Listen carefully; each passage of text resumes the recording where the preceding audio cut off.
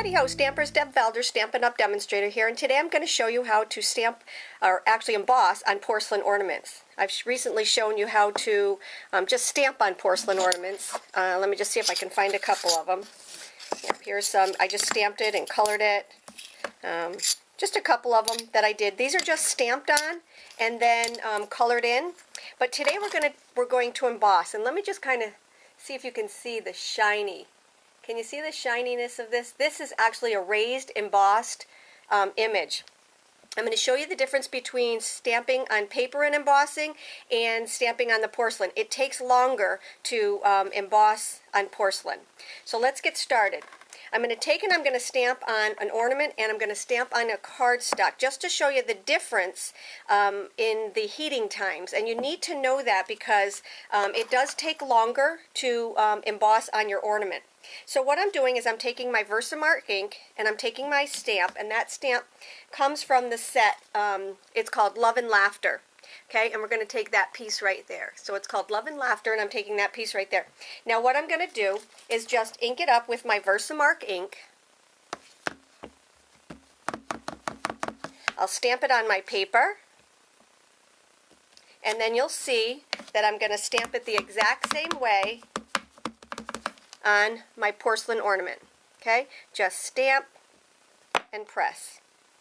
Okay, now what you're going to do next is to take your ornament, and we need to put some embossing powder on there. So what I'm going to do is just take my powder pal here and my embossing powder. Now in my embossing powders I always take and I put rice in there, so if you see some little things hanging around, it's rice. The reason I do that is to keep the moisture out of my embossing powders. If you don't want to put rice in there, you can also save these little silicone sheets from your shoes and pocketbooks. This also keeps the moisture out of it. If you have too much moisture in your embossing powder, what happens is it just goes bad. It doesn't emboss anymore. So if you've got any of that, you can't save it. You have to throw it away.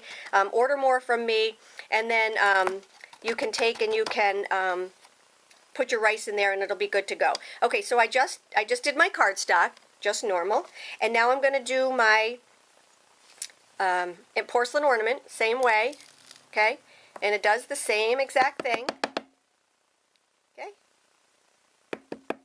alrighty. Now what we're going to do is I'm going to show you the difference between heating your paper and heating your porcelain ornament. Now what I like to do is I like to put under my porcelain ornaments, because it takes so long and you don't want to ruin whatever surface you have underneath, and you don't want to scorch anything underneath, and it also reflects the heat, so it heats a little bit faster.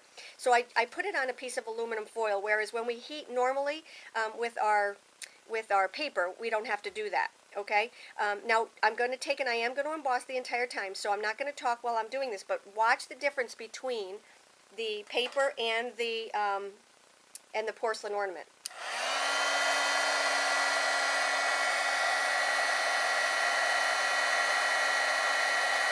See how fast it's embossing? Don't be a wiggler. This isn't a hair. It's not a hair thing. You want to just go slow and steady so you know where your heat. All right, now I'm going to take it. I'm going to start this. This takes much longer to heat. You'll see it like curl up. Now it's starting.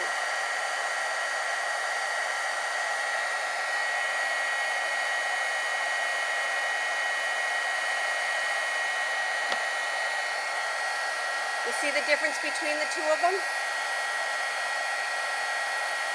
But it does take much longer. Just be patient.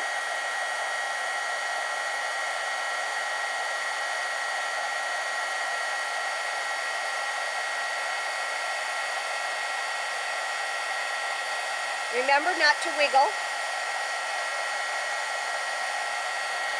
And there we have it. Now, this is very, very hot. That's another reason why you really do want something underneath it. So you can take and you can move it around. Let me just zoom out here a little bit. Yeah, you want to take and you want to set it aside until it cools off. And then after you do that, you can take and you can embellish it. So with this, I just put a little bow and some of our silver ribbon on.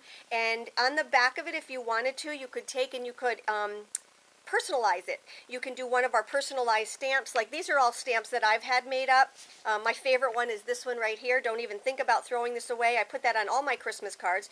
You know, this is a name and address stamp, but you can put the date of a wedding. So if you wanted these as a wedding favor for your table, so everybody could take them home and they could put it on their tree year after year, you could actually take the back, put you know, Josh and Megan, and then the year that they were married, and this could be your favor for the table. They're absolutely easy and fun to do. Very, very elegant.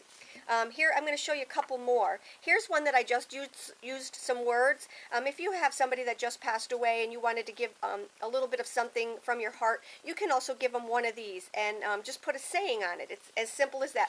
I did color the little heart in there, and I just did that with my markers, and I will have to spray it because I did do the marker on there. Whereas with this one, nothing has to be sprayed. We embossed it. It took just a few minutes, and you are done and good to go. This one right here, I don't know if you can see this one, but this one is also embossed, and I used our Cherry Cobbler embossing powder, and then I embossed my pearls. And I do have a video on this, so if you want to go and check out the video for the embossed pearls, you can do that also. But this one is just embossed. I added a nice little ribbon and a bow. You can take on the back of it. You can actually take and you can just stamp regular on the back of it. I just put a season's greetings on the back of that one. And then this one right here is one of my favorites. I added some baker's twine and some ribbon to it, but this is embossed in black, and then I just colored the inside, and I'm going to use this for a birthday gift, a topper for a birthday gift. So it's very, very easy, it's very elegant, and what a wow presentation for any package that's going out or for anything that you're trying to say. I hope you enjoyed my post. Hop on over to my blog so that you can get all the details and the ingredients that I used in here. For today, take care.